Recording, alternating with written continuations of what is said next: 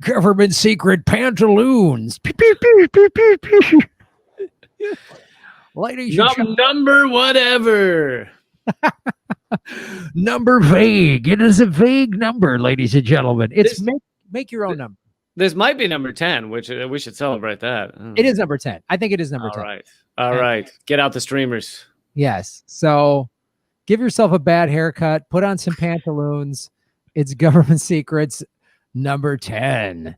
And I think we have a good one to start off on, which is that basically Donald Trump announced that he is doing the opposite of everything we do on this show. He announced the 1776 Commission to alter American history and make sure people are getting the false patriotic version. It's always like with him, it sort of shocks me, but then it doesn't. Like anytime there's can you believe what he did? It's kind of like, yeah, I guess so. He just wants to do whatever he wants to do. Yeah, apparently he actually mentioned Howard Zinn's People's History of the United States as exactly what's wrong with America. The truth. The truth, the reality. If you're learning reality, then you have a serious problem. It's mental defect of some form. To quote from this article, the 1776 Commission is a patriotic education commission proposed by Trump. While speaking in the National Archives, Trump made the announcement of proposing the new commission and said, quote, "I will soon sign an executive order establishing a national commission to promote patriotic education. It will encourage our educators to teach our children about the miracle of American history and make plans to honor the 250th anniversary of our founding." That's the kind of thing, if you heard that the North Korean or Chinese government did it, you go, yep, that's what they do. They just rewrite the history books. That's what crazy authoritarian governments do. But his followers go, yeah, it's time for the real truth that doesn't have truth in it. Well, yeah, this is a direct response, and actually he says as much. This is a direct response to the fact that America is now going through the kind of writhing and feverish response to acknowledging our actual history, to actually coming face to face and discussing systemic racism and slavery and just the white supremacy of our policing system and what our founding fathers were involved in, which does not delegitimize everything they did, but we need to talk about the reality of their history and the fact that many of them had slaves and many of them raped their slaves and those kind of things. And this is a direct response, basically saying, I'm signing something that says schools have to teach the false version. It really is older white people, not all, but there's a section of older white people that just don't want to hear it, no matter what it is. And it's not necessarily just, the Trumpers are crazy. I mean, it's I don't know what happens to the brain or what. I just remember my grandmother, Irish, didn't want to hear anything about the Catholic Church. You just couldn't say anything bad about that. And I was like, but Grandma, I remember I was a kid in the 80s and they kept finding these priests, it was starting to come forward again, in Chicago and the Archdiocese of Chicago. I was like, they caught this priest and that priest. Nope. That guy's just bad, or that kid was wrong, or she just didn't, there's just this nope. And I think that's America's problem because we've been fed so much. We're so great. We're so awesome. And everything we've done was amazing that it's literally, it would be if you found out some relative of yours that you really loved and revered was a serial killer or a pedophile or something. And you would there'd be a part of you that would just go, nope. Too difficult. No, they didn't. Nope. But it's it's they have a necklace of ears. They've been eating. We all travel and buy stuff. It's okay. I've got the guy's head right here that they severed. No, I can't see that. What do you? I don't see. He buried it under your bed with a note saying, "I killed this guy." The Halloween prank. Nope, don't want to hear it. It's just so. I think we're gonna change the national anthem to. And I think that's the next step. And I know you are, but what am I? Like, just but what's so hilarious about this is the history that we're already getting, that like I got in school, but even now that I've been out of high school for 20 some odd years, kids are still getting a kind of more mildly whitewashed version of American history. Like there's discussion of slavery and stuff like that. So that's changed, but there's still a relatively whitewashed version of American history. They may talk a little bit about how Columbus behaved, but they still speak of him as if he should be someone that's discussed, when in fact, he was discovering a place where everyone lived. So it's like he should only be discussed really as a genocidal maniac. There's not there's not a reason he should be discussed as like a explorer. But so Trump is doing this despite the fact that there actually has not been enough pushback against this kind of false history that we're told. Yeah, and I think it's crazy because I mean, if you think about, again, the Columbus is such, and I get the tearing down Columbus statues just flipped out that older people just couldn't take it, because he wasn't perfect, but like we still celebrate Thanksgiving. I mean, like, could you imagine if it's like, while the guy was in the middle of this, he's like raping someone, he's cutting someone else's nose off, he's collecting gold from someone else, and he's in the middle of it, and they're like, well, he's not perfect, but Chris, come over here and talk to. I know Chris is not perfect, but come here.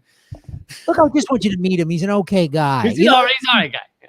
Look, Pol Pot and the Khmer Rouge, like, they did a little weird stuff in the countryside, but but they weren't like awful. You know what I mean? Like it's all relative. It's it's cultural relativism. Like back then, that was cool. So yeah, you know what I mean? Hey, I mean, Hitler got Germany out of the Depression. So I mean, everyone has a plus and a minus. You know what I mean?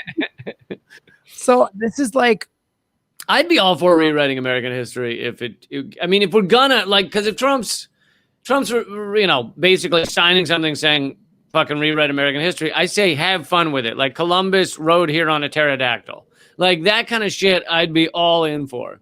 If we're gonna rewrite it, let's swing for the fences, right? Well, let's go on some sort of LSD infused psychedelic, like Yellow Submarine style. Just picture yourself on a boat on a river. Yeah. Abraham Lincoln was actually 2 feet tall, but his hat was 6 feet. Like that, just awesome shit. His beard was made of unicorn tears or whatever. Just everything, give it mystical. Thomas Jefferson was a shapeshifter that was able to time travel through his own voice or whatever. Like, let's give them all. I'm up for all of it. But it is true. People don't even want to face even a discussion about a lot of these things. I was just forwarded through my family, like my aunt or something forwarded an email from someone trying to get UVA alum to start withholding their donations or withdrawing their donations to the university. And the reason is because, and I went there, by the way, the reason is because there's a girl who lives on the lawn, which the lawn is kind of the old traditional. It was designed by Jefferson. It's like if you see a famous photo of UVA, it's that little area. And I live there, and weirdly, she's in my room, so that's kind of strange. But she has put, and I don't know her race or anything. I just know it's a woman. But she has put a large sign outside her door, which this is a heavily trafficked area of UVA, that says something like, I'm paraphrasing, but something like "fuck UVA" for genocide, KKK cops, slavery, anti black and brown students. And it's just painted on her door in big letters, and people are flipping the fuck out because all these nice little white people that are not used to confronting these issues have to confront them. And this guy apparently drove there, I assume from Richmond, Virginia. So we're talking a 2-hour drive hour drive or whatever. He said he drove there specifically to scratch off the words "fuck UVA" because he is opposed to offensive language. And I guarantee you it doesn't really come down to offensive language, because if that sign said, fuck Duke, their basketball team is a bunch of pussies, then he would not be driving an hour to go scratch that off the door. So the real reason that this is upsetting these middle-class white people is that they have to confront the fucking racist history of Jefferson, but of all these things. And it's front and center. It's pushing in on their little nice worlds. And it's like, look, this girl, MLK said the riot is the voice of the unheard. This girl didn't create a riot. She didn't bomb anything. She didn't stab anyone. She put up a sign on her door, and it has infuriated people. Anything that challenges, like if you've always believed in something, I think the human brain does this, and especially like the American brain, which is particularly stupid. But the like something you've always believed in, something you've always liked or enjoyed, whatever, and you're confronted with contradictory information that tells you actually this was not true, this was a lie. There's some people, and I think this is true in America because we're such an individual, I can figure this out, I'm me. So then if you're bringing up information that says this thing that I like or believe in or have always enjoyed is actually rooted in racism and genocide and awfulness or whatever, then I'm going to take it personally. So that guy drove 2 hours because he thought that UVA, that's my school. I'm going to take this personally rather than use, critical thinking and deductive reasoning or whatever to go, wow, maybe UVA was built on some awful stuff. We should think about it. And you're right. It's all these middle-class white people. That's why the older, like, Black Lives Matter thing is so confronting. Well, all lives matter. No, they're not. Black Lives Matter is not saying their lives are more important than yours. Right. They're saying they just want to not be shot in the back. And a great comedian, Ted Alexandro, a friend of mine, he had a joke about how, like, when they're like Black Lives Matter and people are like all lives matter. That's like if there was like people living with AIDS, get to like a group of people that like, we have AIDS and we're trying to deal with it. And someone walks in and is like, I have cancer. It's like, oh, okay, but we're doing art. This is important to us. Right. You don't need to come yell your thing. Yeah. Someone's eulogizing their child. Like, my child died in a car accident, and someone runs by and goes, well, my kid was hit by a car, like, okay, that's my kid confuses B's and C's when he's reading. All right. Well, yeah, but this kid's person, they're really brutal. And this person is in pain. So maybe you could just not make it all about you. Like, we're a nation of just ridiculous narcissists. And it is so prevalent in middle-class America. But the older white people who've had these lifetimes of privilege and grew up with if you work hard enough, you'll succeed, which was true within that framework, was set up for them to succeed. Middle-class white people could do that, and so they can't handle any of this. They can't this is too, like, that means the American dream is bullshit. That means everything is a lie. And rather than go, America is a lie, they just can't confront that. And it's a hard thing to confront. It's really like saying your parents and your grandparents. Right, because you're right, because it was true for them, for a lot of them, generally speaking, white people through the, 40s, 50s, 60s could work hard and succeed and take care of a family and have a house and a car on one job. Yeah. And it was really a kind of wonderful, idyllic time for America for those people. Because it was largely based on the fact that we were a kind of slightly younger capitalist society with a massive amount of resources in terms of industrialization. So it was a prime time where we could exploit all our resources, achieve great wealth, and that wealth was given to white people. And so for a certain group, it was true. Now it is no longer true. And, talk about government secrets. That's one of the biggest ones nowadays. You work hard, you'll achieve great things, and your life will be a cinch. Well, yeah, it's true too, because also many that they're all in their, many of them, these older, they're in their retirement years, so they're living off of these nice pensions from these jobs and this old model of employees working hard and getting good pensions and having a wonderful retirement. So like they were told, work hard, get a good job, you'll succeed, get a nice pension, buy a house, it'll increase in value. And so the ones that haven't been screwed over by this economy or this toxic capitalism, maybe the ones that didn't lose their homes 10 years ago, who are like living in retirement, and they're like, I did it. I won. I did this. I did everything you told me to do, and it paid off, and I won. And stop telling me I'm wrong. Stop telling me this isn't fair. I don't care. I got this. I don't care. And there's that attitude. There's this like, and the reason my kid is 30 years old and living in the basement is because of immigrants. Yeah, immigrants, or they're lazy or whatever. And it's like, I always ask them, what did you pay for college? Your parents paid for college? And they said, yeah, I paid for my own college. Okay, well, how much was it a year? What was it? It was $1,000 a year. Okay, right. So you could, or they're like, I didn't go to college and I was an engineer at a car plant.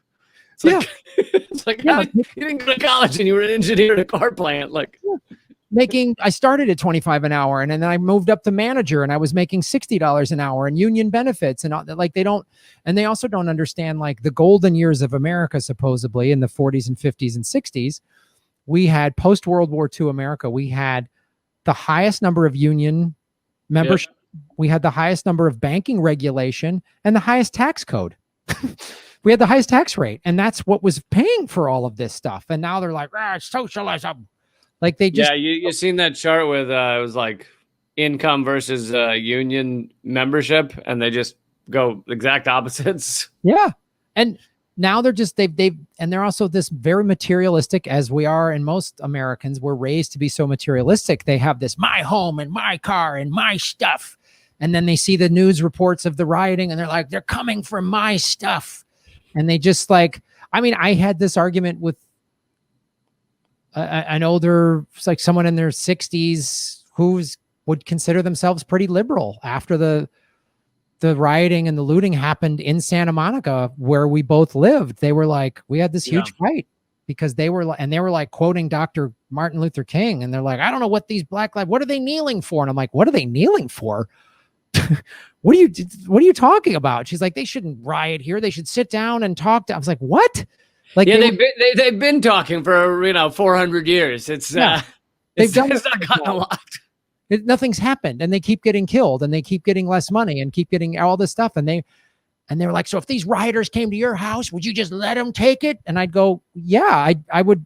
I wouldn't fight them. I wouldn't get a gun. I'd say, hey, I'd get, hey guys, you want some food? But that even getting you off on that track is it's a fake argument. It's a way to sideline the actual discussion. If someone comes into your house and says, I'm stealing your stuff, then that sucks. But that is an anomaly. That is not what most of what's going on in these streets. I mean, yes, there are always people that will take advantage of riots or large protests as a chance to cause some havoc or a chance to steal something or whatever. But that is not the point of this thing, and that is not what we're talking 99.9% of protesters are doing. So, if someone were to walk in and be like, I get all your stuff, then that person's an asshole. But I get all your stuff. Yeah, exactly. Like, especially the like you talked about MLK, the rioting and looting is the voice of the oppressed or whatever. And so if that environment or people just like, we're fucking sick of this, we're burning it down, and they came to where I lived, I have a Black Lives Matter sign on outside my window. I would be like, do you guys want some food and water? Because I saw there was a in downtown Santa Monica, when it all went off, there was a Thai restaurant that had Black Lives Matter, George Floyd or something to that effect, and nobody touched it. And the surf shop right next to it didn't have that, and they smashed it up. And not that surf shop deserved it. Yeah, but like Well, these are blunt instruments. These are right. furious people after watching videos of, let's say a black man being executed by a white cop. So this is a very blunt instrument, protest and large scale, angry, furious taking to the streets. But that's the point you get pushed to when nothing else has worked and when your government is completely unaccountable. So yes, they're going to break the window of the surf shop and not break the window of the one that has the sign that says, George Floyd was murdered. But yeah, that's the thing too. And this was like some of the arguments I've had. I got into 3 arguments. One with a guy came to blows in the street. Really? How do you find these arguments? Well, that one I went back out on the streets and I had my phone with me and I saw a news crew reporting, and I've been watching the news all day, watching how they were reporting the looting very specifically. They kept showing the same footage over and over of like a half a dozen black people running out of a shoe store. They kept showing that footage over and over and over again. It was very specific, right? We haven't found any other examples of this, but we'll show this. Just this one over and over and over. They kept running it on a loop. And every time they would talk about it, they would talk about the looting, but they wouldn't talk about police brutality. And they would talk about the looting like it was the worst thing that ever happened. It's like, no, the looting is unfortunate. They got 4 pairs of shoes, man. Like, oh no, someone who was poor got some shoes that from a store that has insurance. Like, I mean, and I was like, I'm not happy that my city was like on fire. But the way the phrase, the conversation was like, it's unfortunate about the looting and the businesses. And I'm not happy a small business lost its money, but what happened to George Floyd is worse. What happened to Jacob Blake is worse. What happened to Breonna Taylor is 1,000 times worse. That should make you outraged. And the media wasn't talking about that. So I was on the street and I just had my phone out and I was just like talking and I was like, hey, everybody, there's the store. And if you look over here, there's a news crew and they're not, all they do is talk about the looting like it's the worst thing. And I said, I'm not happy this happened. This breaks my heart. And I don't want to see this kind of stuff. And I'm sorry, I'm a small business owner, but they're not talking about the bigger issues. And this guy heard me, this older dude, Irish guy, literally Irish accent. And he like got in my face. And he's like, you think this is a good, like, he thought I was like saying, yay, the looting's great. I was like, I'm not happy with that. This is awful. But he was just so nuts. Did you try this? Try saying, you're a fucking immigrant, aren't you? Yeah, I should have said that. Get out of our country, immigrant. Get out of the country. I was like, you're Irish. Like if this was Belfast and that was the Queen's, the British government's, what are you talking about? Like the Irish weren't allowed in movie theaters in England and shit. What are you talking about? Like he kept getting in my face and it was crazy. And then there was another person that was my friend. We had an argument and she just was like, yeah, all crazy. And I was like, I'm not happy this happened, but I understand. Right. Well, people don't want to see any nuance is another thing. They want either you support looting or you are fine with endless white supremacy policing and execution of black people. Like those are the only 2 sides. And it's like, no, you can not love looting and also support Black Lives Matter, support people standing up, support a significant change to our policing system. Yeah. And when she said to me, I don't even know what they're protesting, I was like, what? Yeah, you do. What's the demands? I go, where have you been? Like, stop shooting us, cut the police budget in half, actually prosecute these cops. Don't just give them paid leave and then the city uses taxpayer money to pay out a civil defense claim. You know how many cops have been successfully convicted of murder over the past 15 years out of whatever 15,000 killings? No, how many? 3 out of 15,000. That's fair. Yeah, I don't know why they're protesting. I can't figure it out. I can't put my finger on it. So yeah, anyway, that group just doesn't want to wake up to it. And then it's such a threat to them and all they care about is stuff. They've been told that guard our stuff. And that's an American thing of like, lock it up, protect it, you know, and you know, I remember I think it was Bowling for Columbine when Michael Moore did that documentary and he went to Canada and Canadians just like, yeah, I leave my door open. They're like, what about stealing stuff? They're like, well, you know. Well, I mean, yeah. Here's the thing: it's not like Canadians are. It's not like they want their stuff stolen, but there's a like stealing stuff is already a crime. So if stuff gets stolen, often the people will get caught. If they don't get caught, then you lost a couple of things. Like, unless you have every dollar of your life in a like gold bars sitting in the middle of your living room, and you're literally going to be like homeless the following day because this person stole everything and walked away with your house as well on the flatbed truck, you're gonna get through it. I know it sucks, but I mean, that's the thing is like Canadians probably would say that they think someone who steals should have a punishment, should have something done in the court system to them. But it's an American thing to be like, that motherfucker should be executed or he should spend 20 years in prison because he got my stereo. Yeah. Like, it's a stereo, really? 20 years? Yeah, you think? Well, and I've heard people like, I got a gun and tries to steal anything. So you're going to kill somebody over a stereo. You're going to kill somebody over a $200 watch. Like, you're willing to take another human life because they tried to steal from you. Okay. Well, that's something I'm trying to, a point I keep trying to push in several episodes and stuff is when people call the cops, it's like, you should know that you're inviting the possibility of death into the situation. Yeah. Just know that. And it could be yours because there's countless instances where cops show up and shoot the person that called them.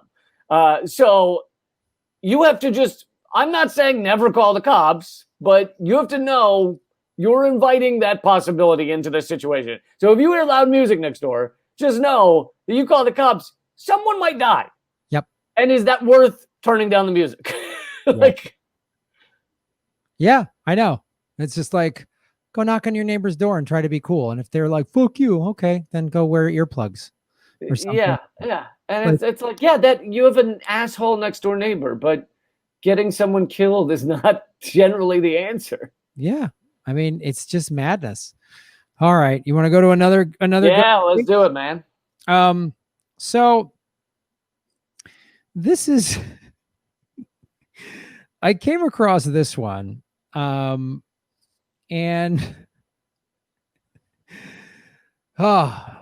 government secrets segment number 2. I was gonna say you're fired if you didn't, because I thought you were gonna skip that part, and I was like, this shit's over. No, we can't. We spent so much money on these sound effects that we really have to use them. So, in just a cursory search of, I'm gonna share the screen on this one. This is in just a cursory search of the CIA and astral projection. There is some freedom of information of how the CIA did a strategy for the evaluation of paranormal phenomenon. A strategy for evaluation. They created this was released in 1998. And that was a peak year for Paranormal Activity. Yeah, it's weird. It coincided with the Monica Lewinsky stuff. I don't know. I don't know what it had to do with. Maybe it had to do with that. Maybe it was a ghost that repealed Glass-Steagall rather than Bill Clinton. Yeah, it could have been. It could have been a fucking like 3-horned, Martian type being. 3-horned Martian. So this is from June of 1998. There seems to be a small but constant momentum within the agency. This is your tax dollars at work for the CIA for investigation of paranormal phenomena, including such things as ESP, astral projection, and radionautics, which I don't even know what that last one is. It sounds like something that Radio Shack might have, or like, get the new astral projection radionautic 2000. I don't know what it means. Since this momentum appears to have been continuous in the past, it seems reasonable to assume that it will continue in the future. Since claims of paranormal phenomena immediately generate opposing camps of believers and non-believers, any instigation of research into these areas immediately engenders debates, meetings, discussions, and memoranda, which they must be like, sweet, more spending money on bullshit, like just memorandas and this group and that group. Oh, I can't wait. For this reason, this paper is presented to propose some guidelines for a strategy to allow for the appraisal of the appropriate. I love government corporate speak. Guidelines for the strategy to allow for the appraisal of the appropriateness of resource dedication, that's money, to whatever paranormal phenomena may be proposed in the future. One of the driving forces for any proposed program in paranormal phenomena is always the carrot held out by proponents that the possession of such powers would have great utility in the intelligence community. Wasn't this an Indiana Jones plot? Like, yeah, but it was the worst one. That was the worst one. So, yeah. So the CIA is using our tax dollars to potentially, because if we can crack this ESP thing, we can control people's brains. This was also the plot of I think one of the Stranger Things seasons. But yes, they weren't they working on this for years? Like, weren't there in the 70s and stuff? Weren't they trying to, like, what's the movie called, Men Who Kill Goats or whatever? Like, where they try and kill goats with their mind and shit like that. Yeah, they've been trying to do this for forever. And seeing, like we talked about in the last segment, like the 1776 brigade or whatever that Trump created, and the people that don't want to listen to the truth on either side, the Trumpers that think he never lies, and the vote any blue will do people that, like, I'm with her, I'm a big feminist, that's why I support Hillary Clinton, which is like, oh, that's like a foodie really being in favor of Jeffrey Dahmer. So, like, the fact that these are people, we've talked about this both on the show and just personally, of it seems like there's groups of people that seem crazy. And I'm like, is it the opioid epidemic? I'm being serious here. Is that making people just acting like crazy addicts? Because active addicts are nuts, right? And they'll say one thing, they'll gaslight you. They don't want to hear it. They don't want to hear any of that. Is the contaminated water that's not just in Flint, that's in 1,000 cities, controlling, making people like not capable of critical thinking, because we have lost critical thinking in this country, right? Yeah, I'd love to blame it on the water, but I think it's just Or did the CIA crack the code on ESP or whatever, and they made everybody's brain nuts? Yeah, they just found a way to dull everything. They were like, what do we do with it? We can actually influence other people's brains. Should we make everyone brilliant? We can, travel to another dimension, and we'll just everything would be incredible. We'll all be so smart. No, let's just make everybody really into Slurpees.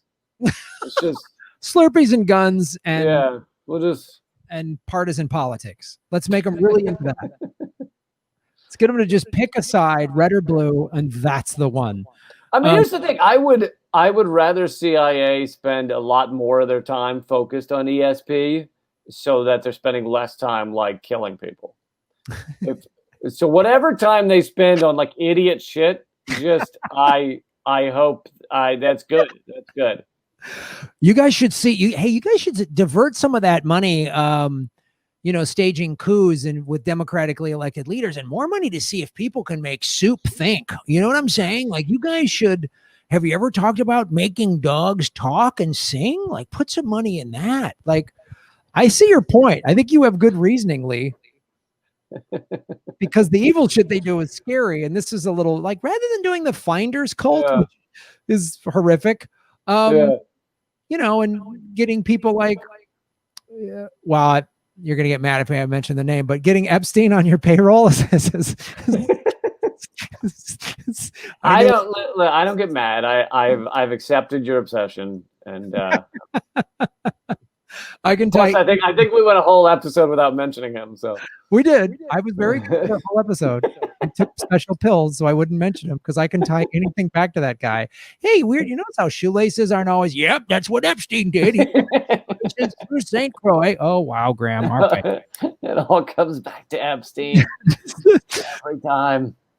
But I want to read this. If we assume that such powers are indeed real and can be harnessed for use by the agency, clearly there can be no argument with purported utility. Therefore, debate on such an issue is inappropriate. So they don't even want to debate it. The true focus for the debate should be on the validity of claims made by proponents of the paranormal phenomena. Another item. And here's the thing: is like if they were to actually discover something that were useful, because I'll suspend enough disbelief to think that that's something we could discover something that you could. I mean, we understand quantum entanglement, where quantum particles are connected thousands of miles apart, and despite the fact that we don't know what connects them, they are somehow communicating instantaneously with each other. You change the spin of one and the spin of the other changes. So it means there could be something that connects, let's say, two people or a person with thoughts of the dead or something that we don't understand. So I'll suspend disbelief with that. But if they were to discover something, it's like, wouldn't the right thing for humanity be like, hey, here's what we found, everybody. Let's discuss how to use it to make for a better world. But something tells me that's not where they'd go. Well, I don't know. How come? Why is your think the CIA would do something badly? We've in these 9 previous episodes, have we ever mentioned how they've done something awful on this show? I always wait. Is the CIA not the same as Chia? Because I always thought we were talking about Chia this whole time, and I was like, they make those awesome pets. I put it on my cereal. Yeah, it's it's the alfalfa sprouts, right? Those guys are great. Those guys are great. I put CIA seeds on my cereal. They're fantastic. But yeah, well, no, I this is an interesting discussion because I believe there has to be some type of where our brains are capable of some type of psychic ability, and like you say, and not in a. This is where the new age people are. It's always like, oh, it is the messenger. It is the messenger. Because sometimes they'll just be like, well, you're guided by your rainbow chakra through unicorn forests. And that's no, well, I think it's more science-based, like you say, because you have the energy, we're all energy. Every living thing is energy.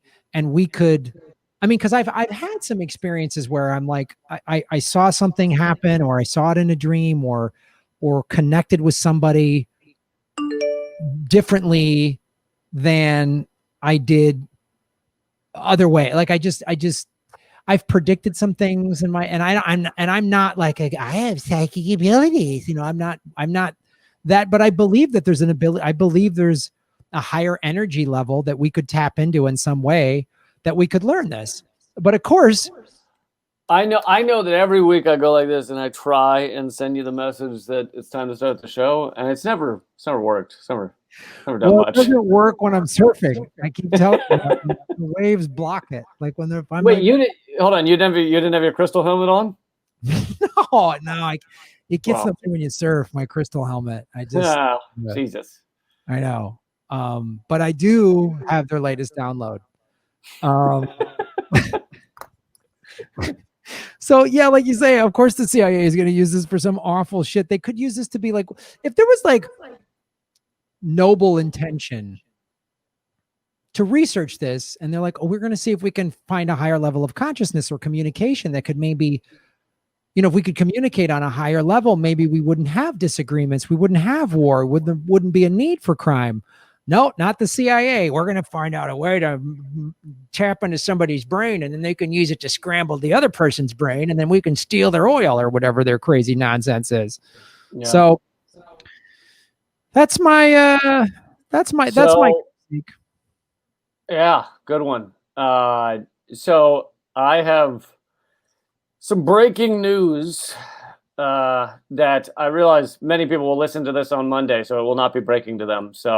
But for the live streamers, breaking news: Ruth Bader Ginsburg has died. So shit is gonna get real. Oh my God.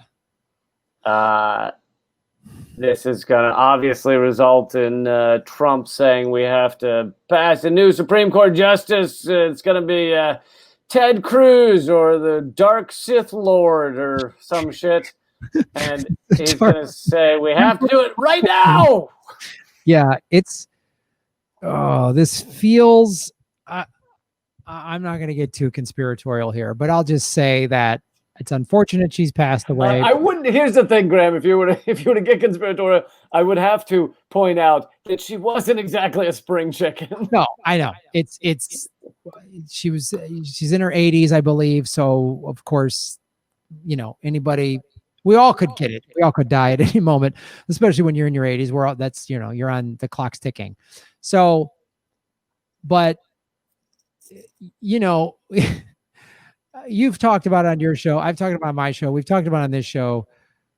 Whatever happens in November, people don't understand. It doesn't matter. It's going to be nuts no matter what. And I don't think there's going to be a decision made. It's going to be like the year 2000 where they're just like, it's up in the air. And this just adds fuel to the chaos fire that will be the election.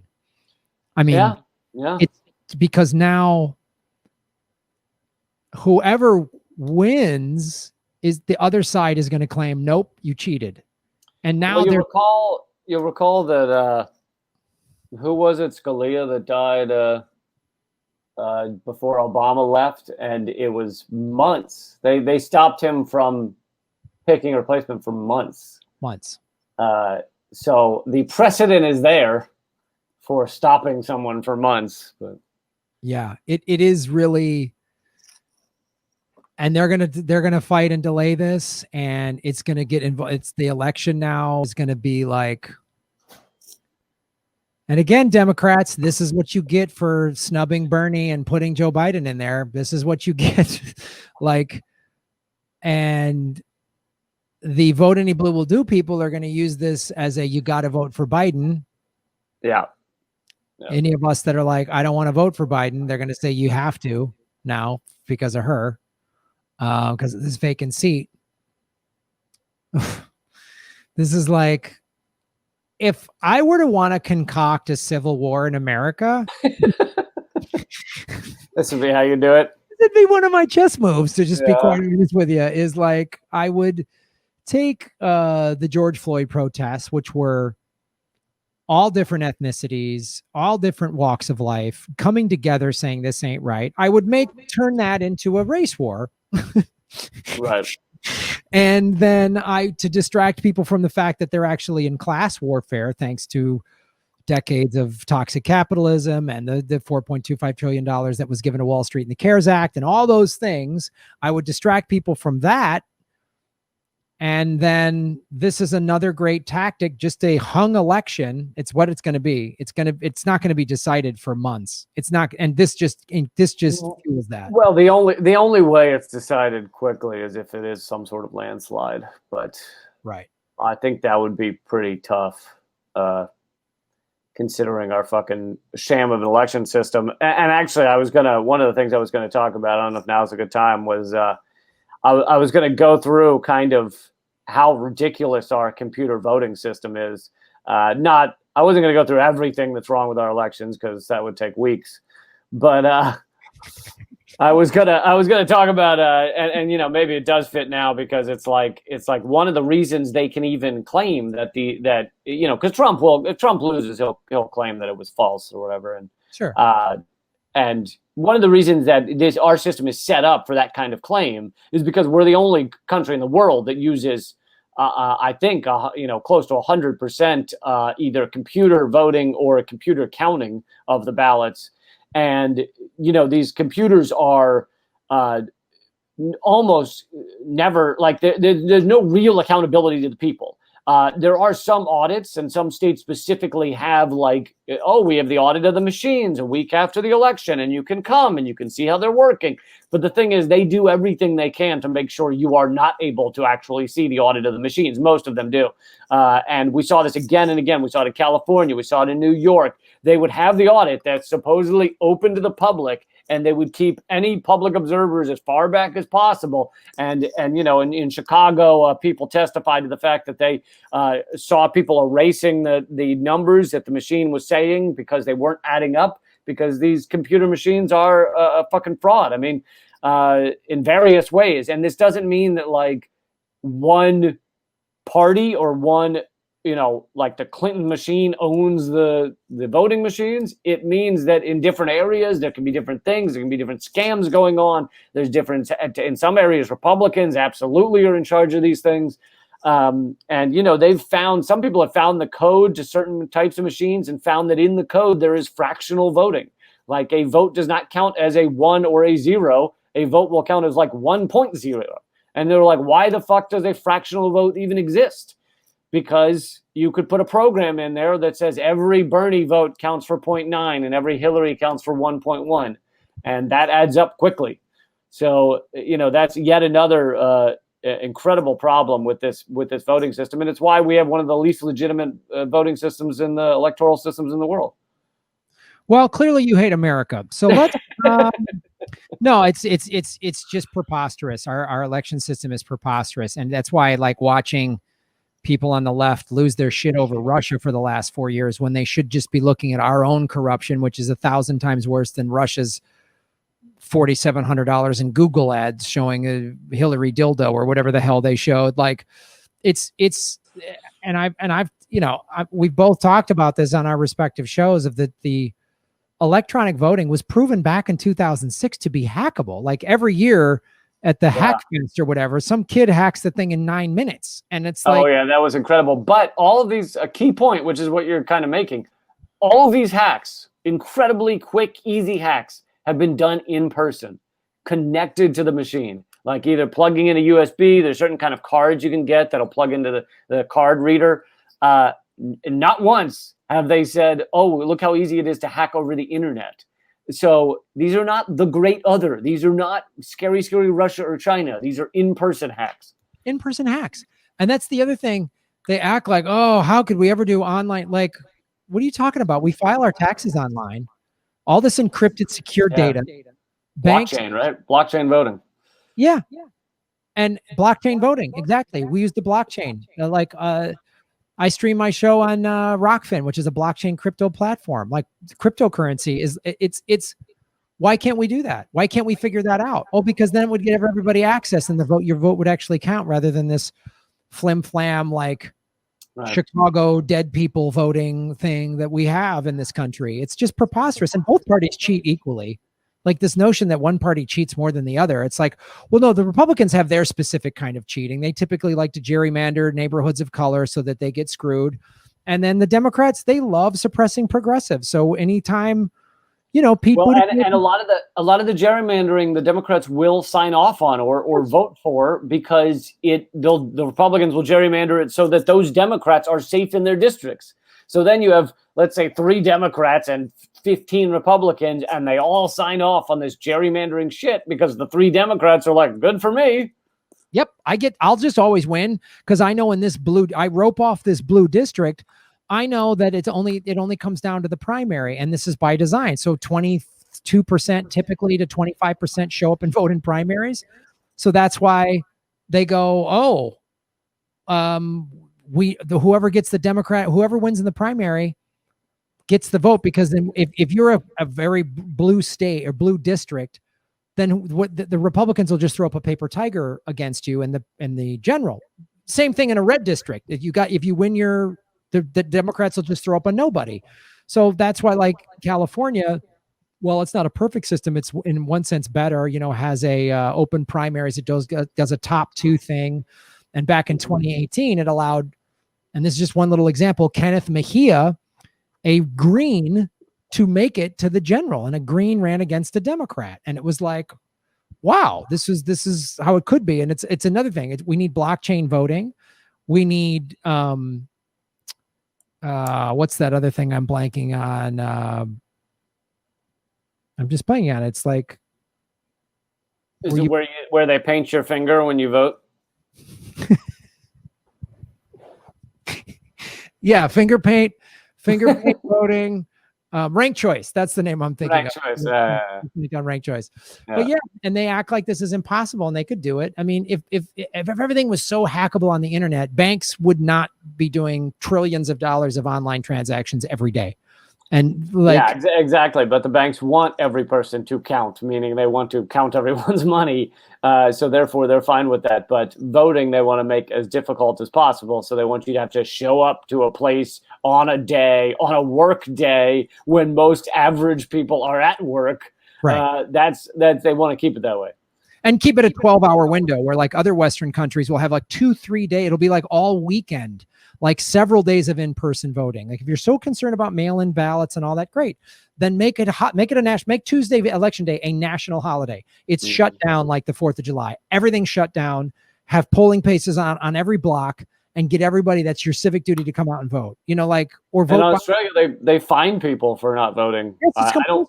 Yeah, I don't think it's that much. I think it's like $75 or something, but that's enough to get like whatever it is, 80-90% to vote. Yeah, you don't want to pay $75? Then just vote for somebody. Get out there and vote for somebody. And then, you know, we voter shame the 100 million people that don't vote, and yet don't want to do compulsory elections, don't want to do any of these things to incentivize people to come vote. It's insane. So the Ruth Bader Ginsburg, oh man, it's I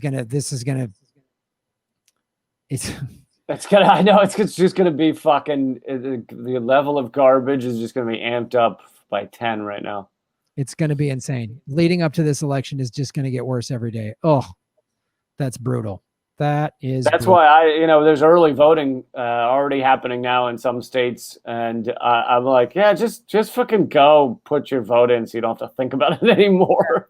Like, I always vote by get mail. it over with. And by the way, you and I are trashing our voting system, which is a fucking dumpster fire. However, I have said and continue to say all the time, I'm not saying don't vote. I'm actually saying you have to vote in such numbers that you defeat what they're trying to rig. And on a lot of down ballot things, on things that are more local, you can have a massive impact with just a few people. So yeah, I actually think voting is very important, but it doesn't mean it's not a garbage heap. No, both things can exist. It's a completely corrupt system, but it is, if we were to overwhelm them, there's nothing they could do about it. And again, the down ballot stuff, they can't rig every single little thing. And there's some ballot measure on your city ballot or your county or your state ballot that literally will be decided by a couple hundred votes.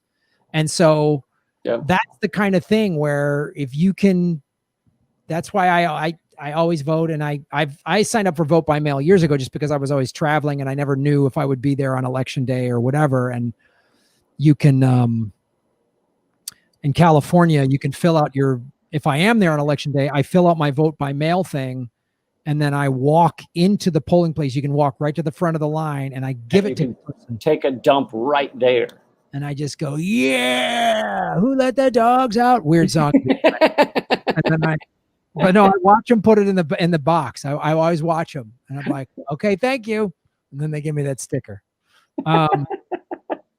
So, all right, buddy. I think that's probably our episode, right? We had 3 solid Gov't segs. I think that's it, man. Hang in there as the chaos rains down. Ooh, stay safe, folks. Hunker down, because it's going to be. I was saying this during the protests in late May and June. I'm like, these are bad, but I go, these are going to be a Disney parade compared to what's going to happen coming up to the election. And I hope I'm wrong. I really do. But and then you start throwing in the evictions and yeah. So stay safe, everybody. Letting go of an empire is never fun. Never fun.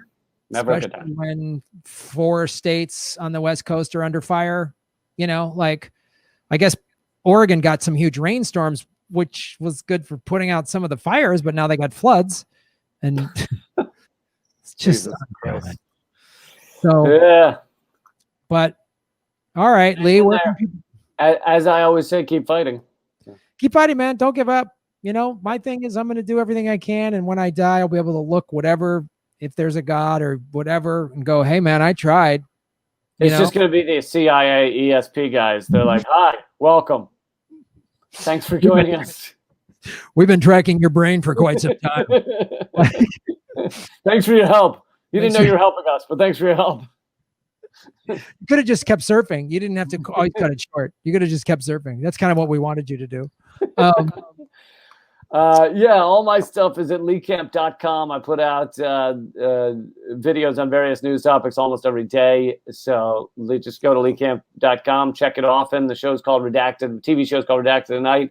And my other podcast is called Common Censored. Folks, and listen to this. If you're watching it, please make sure you listen on like iTunes or SoundCloud or something like that. And if you are listening, please give it a positive review, and that all those like analytics help. And download it and share this with your friends and stuff on your social media, because it's a new show. This is only our 10th episode, so we're trying to get the word out. And then of course, everything I've got is at grahamelwood.com. I do my I usually go live 4 or 5 days a week on YouTube, youtube.com/GrahamElwood, and rockfin.com/GrahamElwood, which is a blockchain cryptocurrency platform. I have a Patreon page. You can get all of that at GrahamElwood.com. Government Secrets, end of episode 10.